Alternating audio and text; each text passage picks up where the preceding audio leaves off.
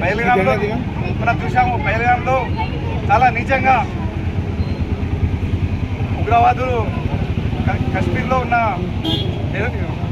ఉన్న పర్యాటకులపైన, టూరిస్టులపైన పాశికంగా వాళ్ళపై దాడి చేయడం చాలా బాధాకరం.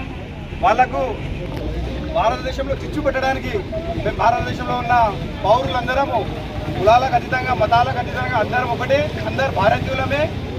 ఈరోజు వాళ్ళకు కావాలని వాళ్ళకు ముస్లిమ్స్, హిందూస్ అని వాళ్ళకు వాళ్ళ పైడ్లు ఇప్పి వాళ్ళకు చూసి మరీ చంపడం చాలా బాధాకరం.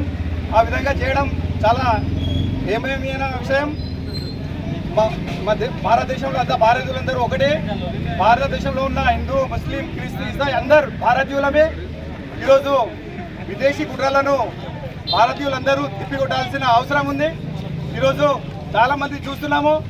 ఈరోజు యూట్యూబ్లలో కూడా చూస్తున్నాం, రీసెంట్లీ అందరు చూస్తున్నాము. ఈరోజు దేశ యూట్యూబ్లో కూడా జ్యోతి మల్హోత్రా అనే ఒక లేడీ, ఆమె హర్యానాకు చెందిన ఆమె ఇక్కడ విషయాలన్నీ అక్కడ చూపిస్తుందని ఈరోజు టీవీలలో చూస్తున్నాం. ఇంత దారుణంగా ఉంది ఈరోజు భారతదేశంలో ఉండి, భారతదేశ గడ్డ మీద ఉండి, ఇక్కడ ఉండి దేశం విదేశాలకి చేసే ఇది ఉంది. అలాగే మన పాకిస్తాన్పై మన దేశ మిలిటరీ వాళ్ళకు సరైన సమాధానం ఇచ్చింది.